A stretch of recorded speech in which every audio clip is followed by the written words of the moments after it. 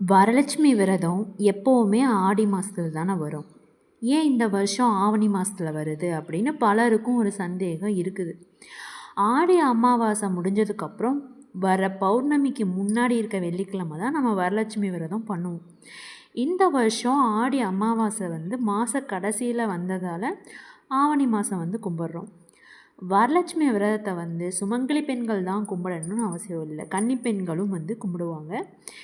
மகாவிஷ்ணுவோட தேவியான லட்சுமி தேவியை விரதம் இருந்து வழிபடும்போது நம்மளுக்கு சகல சௌபாக்கியங்களும் கிடைக்கும்.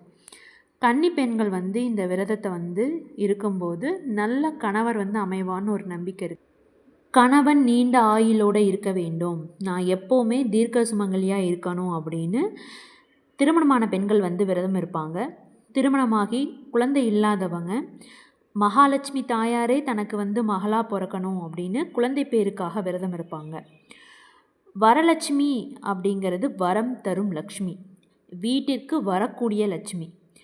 மகாலட்சுமி விரதம் அன்று எது கேட்டாலும் கிடைக்கும். முக்கியமாக கணவரோட தொழில் நல்லா இருக்கணும், அவர் நல்லா இருந்தால் தான் நாம் நல்லா இருக்க முடியும் அப்படின்னு சொல்லிட்டு மனமுருகி வேண்டிப்பாங்க.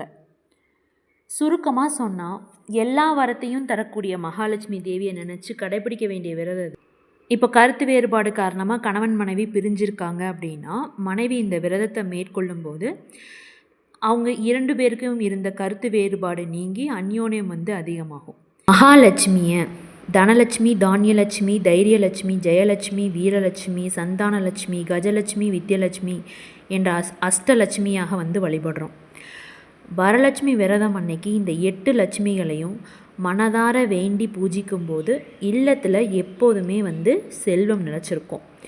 நம்ம நெய்வேத்தியமாக என்ன படைக்கலாம்னா சர்க்கரை பொங்கல், சுண்டல், பல வகை இனிப்பு, வடை, பாயாசம் இதெல்லாம் வச்சு நெய்வேத்தியமாக நம்ம கோயிலில் போயும் கொடுக்கலாம். அல்லது நம்ம வீட்டில் வரலட்சுமியை வர வைக்கிறோம் அப்படின்னா இந்த நாளில் வீட்டை சுத்தம் பண்ணி பூஜை அறையை அலங்கரித்து விரதம் இருந்து அம்மன் பாடுகளை பாடி அழைக்கணும். நம்ம வெள்ளி முகம் வச்சு தான் வழிபடணும்னு இல்லை. வீட்டிலையே கலசம் வச்சு அதில் பச்சரிசியை நிரப்பி தேங்காய்க்கு மஞ்சள் பூசி அதுக்கு குங்குமம் இட்டு நம்ம கலசத்துக்கு பட்டாடை அணிவித்து அதை லட்சுமி தேவியாக பாவிச்சும் வழிபடலாம். தாம்பூலத்தில் என்ன இருக்கணும் அப்படின்னா புடவை இல்லைன்னா ஜாக்கெட் பிட்டு, மஞ்சக்கயிறு, வெத்தலைப்பாக்கு, தேங்காய் பழம், பூ, வளையல், கண்ணாடி, சீப்பு, சந்தனம் இதெல்லாம் வச்சு நம்ம வழிபடலாம். நம்மளால் முடிஞ்சது அப்படின்னா ஒரு 4-5 சுமங்கலிக்காவது இதை தானமாக கொடுக்கலாம்.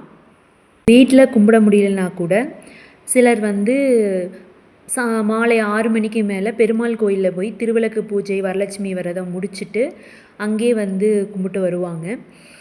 அங்கே கோயிலில் கும்பிடும்போது பூஜைக்கு பின்னாடி நம்ம திருவிளக்கில் கட்டிக்கிற சரடை எடுத்து நம்ம கட்டிக்கலாம். திருமணம் ஆகாதவங்க அதை கையில் கட்டிப்பாங்க. இருந்து விரதம் இருக்கவங்க நம்ம வீட்லேயும் மாலை நேரத்தில் முடிக்கலாம், இல்லது பெருமாள் கோயிலில் போயும் முடிக்கலாம். பச்சரிசிக்கு பதிலாக கலசம் முழுவதும் நீரால் நிரப்பி மஞ்சள், குங்குமம், அதுக்கப்புறம் ஒரு சில நாணயங்கள், அதுக்கப்புறம் பச்சரிசி இதெல்லாம் சேர்த்து வழிபடுறாங்க. அவங்க தேங்காய் வைக்கிறதுக்கு முன்னாடி சிலர் கலசத்தோட தலைப்பகுதியை சிலர் வெற்றிலையால் அலங்கரிக்கிறாங்க. சிலர் பார்த்திங்கன்னா மாவிலையால் அலங்கரித்து அதற்கு மேலே தேங்காய் வைக்கிறாங்க. ஒரு வருஷம் வீட்டில் கலசத்தை வச்சு லட்சுமியை அழைச்சிட்டோம் அப்படின்னா வருஷம் அதை தவறாமல் பண்ணணும். அது மட்டும் இல்லாமல் நம்ம வீட்டுக்கு வரக்கூடிய மகாலட்சுமியை நம்ம கட்டி போட்டு நம்ம வீட்டிலையே வச்சுக்கணும். என்றைக்குமே செல்வம் என் வீட்டில் பெருகிட்டே தான் இருக்கணும், என்றைக்குமே எதுக்குமே தட்டுப்பாடு இருக்கக்கூடாது அப்படின்னு நம்ம மகாலட்சுமியை நம்ம வீட்டிலையே வாசம் செய்கிற மாதிரி என்றுமே மகாலட்சுமி அருள் கிடைச்சிருக்க மாதிரி நம்ம லட்சுமியை மனமுருகி வேண்டிப்போம்.